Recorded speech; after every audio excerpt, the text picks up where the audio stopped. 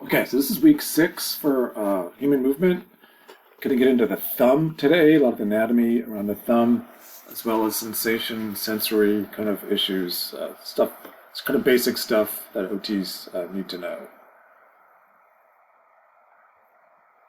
Okay, this is the plus minus scale. We talked about just briefly a few weeks ago. I kind of want to get into it. This will be part of the next practicum. It'll also be part of the midterm exam and the final exam. So you need to know that. What you need to know really is just this part that's in red, the 2 minus, 2 plus, and the 3 minus. Don't need to know everything else. Kind of going up. The 2 minus, 4 minus, it's a person cannot do it against gravity and they're in a minimized plane and they still can't go all the way. So just go part of the way in a minimized plane. That's 2 minus. 2 plus is they can do it against gravity, but they can do less than halfway up against gravity. 3 minus, they can go greater than half, but they can't go all the way against gravity. We will demonstrate this in the lab. I'll make more clear sense, and we'll kind of show you how we're going to use it in a very limited fashion on the practicum, but you do need to know this stuff in red here for this plus minus scale. These are the tests we did in lab last week, week 5. 5 different tests we did. Has the GRASS, the wrist motions, and then the ADL functional skills that are similar to the tests. Know this chart very well. There will be questions based on this chart on the midterm exam. Couple of quick notes. The Minnesota Manual Dexterity Test, that was the one with all the little black blocks and the holes, and you kind of pull it out. If you go all the way through that test, they do a part where they're turning the blocks over. That's when you get into the pronation, supination. If you go back to week 5 and you pull up that checklist, you could look at those videos, those YouTube videos that show you how each one is done if you don't remember how to do it.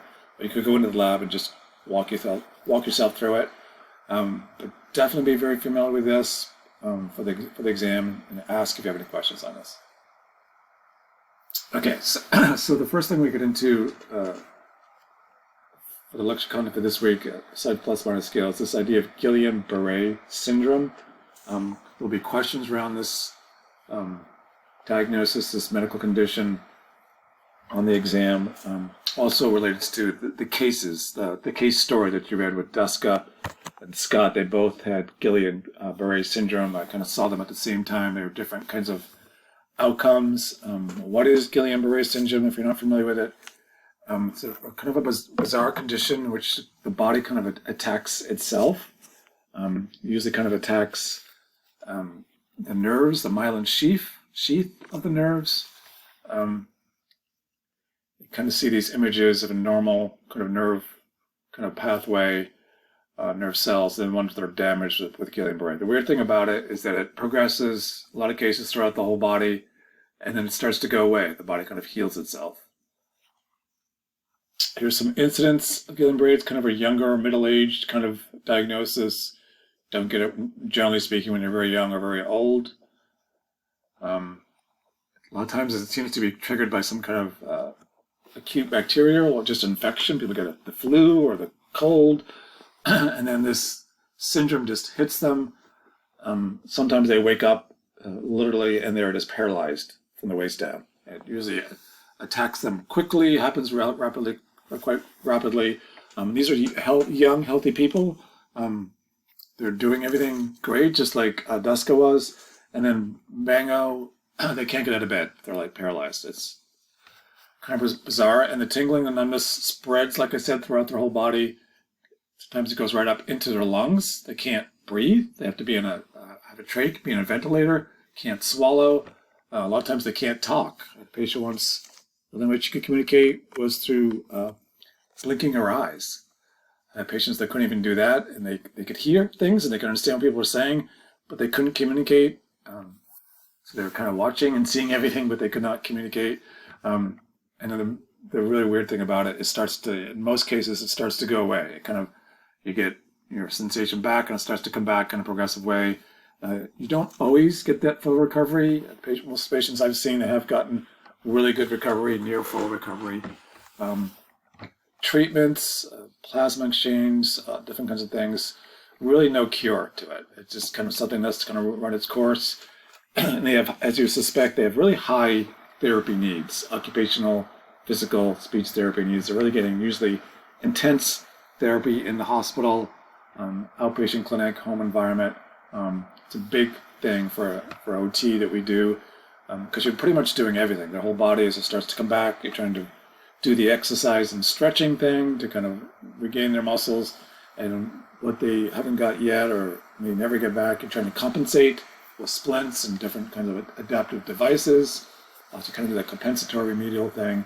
A lot of cases we're focusing on their hands, and their hands can get very contracted, kind of stiff and curled up, so we're kind of splinting them to keep them intact the best we can so they don't lose that as they start to come out of it. This is a great video. If you're listening, watching to this, I would suggest watching it. It's pretty short. This young girl talks about her experience with Guillain-Barré. Classic, totally paralyzed on a trach event, and then she kind of came back to life, and she's doing really well at this point. Dusk got kind of a similar kind of course. In class, we'll do some activities around breaking down problem lists and that sort of thing with Duska. This is the homework question. Discuss that. These are lecture questions. Compensatory and remedial. I'm talking a lot about that. Make sure you know about that. Remedial, again, trying to fix the problem directly with an intervention like an exercise. Compensatory, you're adapting to the problem. She has that sock aid on her device. Cane. This is like a memory notebook for somebody with memory issues. That can be a way to compensate. Compensatory. Okay, getting into the sensory stuff. Here's some key sensory or sensation terminology. You need to know all this stuff. As an OT, some of it are kind of complicated, confusing terms, especially the first time through. So good that you get understanding these. If you don't, definitely ask questions, because there will be questions on this for sure on the midterm exam. Proprioception, kind of awareness with your body or joint position and space. Good one to think about is like you're in the dark trying to get to the bathroom, you're kind of aware of where your body is, that sort of thing. And closely related to this, the kind of married similar terms, kinesthesia, kind of awareness or sense of body movement, kind of when you're moving. Some of the athletes have hyper attuned sense of kinesthesia, high level athletes. Think of this football player, as he's catching the ball, he has to keep his legs in bounds, so he's really good awareness, coordination of his body, awareness of his body in space as it moves through space. Stereognosis, the ability to recognize an object without visual or auditory information. Example, trying to play the piano while you're blind, kind of feeling it. Stevie Wonder, if you're not familiar with him, he's like a famous musician, plays the piano, sings, but he's blind. I think he's been blind since birth. So he has this high level of stereognosis, feeling kind of stuff. Neuroplasticity, you may have heard of this term. It's a huge thing, OT-wise, in neuro rehab. What is it about? It's kind of the brain's ability to kind of form new neural connections and kind of reorganize itself. Kind of allows the brain to kind of overcome an injury. So it's kind of been injured with a stroke or a car accident, head injury kind of thing. Cells are damaged or killed or dead. And the brain kind of, let's say one part of the brain that dealt with the left arm is damaged. And the brain has the ability to kind of reorganize itself, make new pathways, so different parts take on new tasks, so you can start moving your arm again. When you're younger, your brain has more of this kind of ability to do neuroplasticity. It's kind of doing it all the time when you're kind of going through those formation years when you're very young. Another good example of this is something called constraint-induced therapy.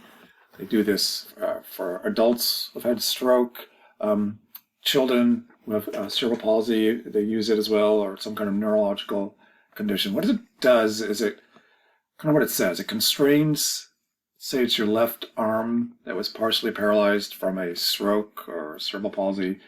what they would do is they would restrict or constrain your non-affected arm, your good arm, forcing you to use your affected arm all the time. So you're kind of constantly using it, constant repetitions drives the neuroplasticity, reorganizing in the brain, and you get more return, more use of your arm after doing it. A lot of good research behind it. It's a really key concept for neurorehab. Kind of a general overview of sensation. If you want to add this, some of this goes back to A&P, central nervous system, the brain, spinal cord. Proprioception, stereognosis, kind of our brain, higher level kind of thing, brain damage. And then you have the peripheral nerves, these nerves kind of coming out from the body. Touch, pressure, think of like lacerations, fractures, burns, damaging the peripheral nerves. Somatosensory system. The somatosensory system, as it breaks it down in the book, involves the sensory receptors, kind of peripherally, all through the body, skin, muscles, bones, organs, cardiovascular system, all that sort of stuff is very broad kind of umbrella category. Characterized as mechanoreceptors, which are touch, pressure, stretch. Chemoreceptors, like cell injury on that level, kind of thermoreceptors, temperature, and then nociceptors, I'm trying to pronounce that right, for pain receptors. Disturbances in the somatosensory system and result in issues around tingling, which is called paresthesia, increased pain or increased pain from touch, hyperalgesia, and then hypersensitivity, just off the charts, out of whack sensitivity to pain. Some examples of that clinically that you'll see, or the biggest one you'll see in terms of nerve damage is diabetes. Something called diabetic neuropathy, which damages the distal parts of your body, usually what's further away from your heart and the blood flow that keeps the nerves healthy. So your feet, a lot of diabetics have issues with lost sensation in their feet or lost sensation in the tips of their fingers, kinds of things. Diabetes affects the nerve supplies, damages the nerves, which in turn damages the blood vessels and the blood flow, which in turn will damage the nerves peripherally. Different kinds of sensory-related problems, neuropathy, dysfunction of the peripheral nervous system, diabetes, MS. Typical order of sensory loss in neuropathy is first you lose light touch, you lose your ability to discriminate temperature, then you lose your ability to feel pain. For all the other sensory losses, this is a key concept to get down, it's reversed. So in neuropathy, it's you losing light, touch, temperature, pain first. The other way around, you're losing pain first, temperature, and then light touch. Sensory-related problems, kind of things you'll see are kind of clues that somebody's having sensory issues. Loss of sweat. They're not sweating. Dry, shiny skin. Sometimes you'll see that kind of shiny or dry, blanching or turns white. Something called muscle wasting or atrophy. This is a key thing to get. The muscles are wasting away. They're kind of shrinking. Poor ability to kind of discriminate between hot and cold. Slow healing. Poor blood flow. Dermatomes and myotomes. Talk a little about that. I think you've had it a little bit in other classes. Sensation to the skin. This comes from your spinal cord. Correlates with the spinal lesions of somebody with a car accident, spinal cord injury. And then myotomes, which is kind of nerves to muscles. Dermatomes more to the skin, myotomes more directly to the muscles. Here's a great image showing you atrophy. The thenar eminence right in here, below the thumb. This is the thenar eminence, this is the hypothenar eminence. Two big muscle bellies if you look at your hand, both sides. And this person right here, it shrunk, atrophy, lost muscle belly, probably a nerve damage coming down, median nerve or something. The sensory chart, just to kind of go over that.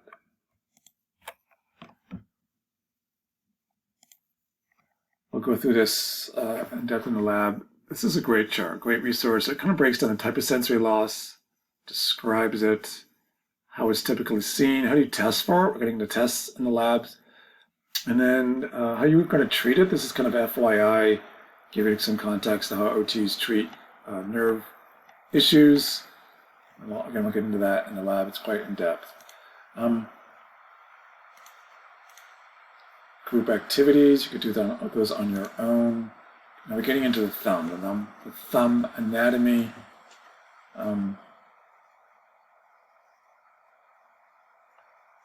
So we have the metacarpal phalange here, the thumb kinematic. So the joint of the thumb, it's that carpal metacarpal joint of the thumb, which is you can see it in here, trapezium, and then we have the metacarpal on top of that,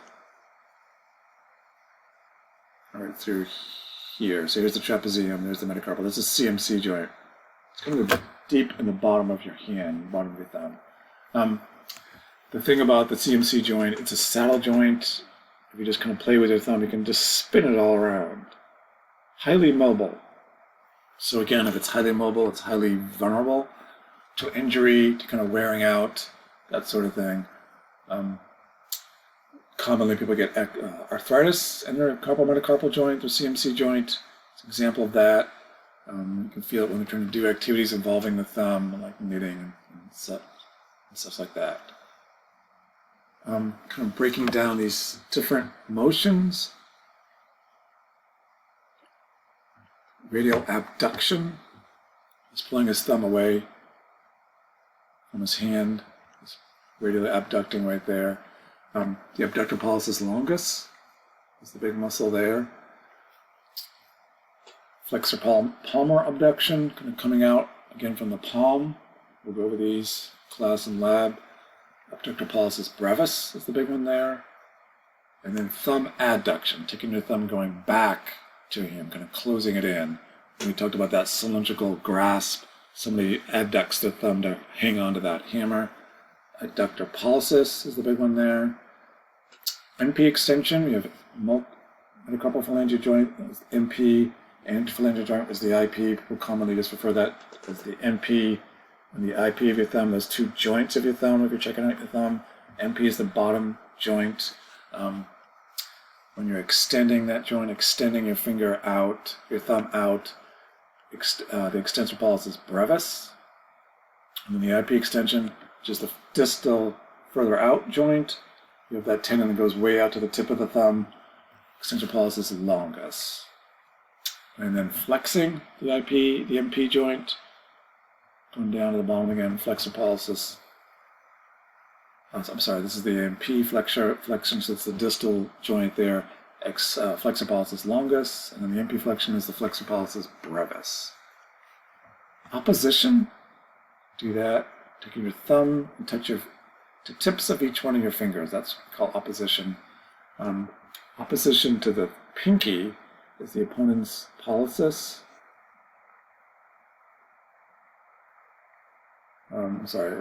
Opposite of the pinky, and then just opposite in general, you have the opponent's pollicis. So the opponent's pollicis goes to each one of those fingertips, and then when you're doing it just to the pinky, it's the opponent's pollicis again, plus the opponent's digiti minimized for that little pinky kind of muscle. There's the different motions, the MP-IP flexion, the opposition we were talking about, an extension. Different activity there. It's like lecture questions. Make sure you know all those. And then what's coming up? The lab tomorrow. Check out the videos for tomorrow. Trail guide. Reading for next week. Homework 6. Quiz next week. So you got the wrist motions only, and we have the thumb motions and the anatomy and those 7 grasps, and maybe a lecture question. And then we have a student demonstration on all this stuff, just these motions. Okay, that was all that.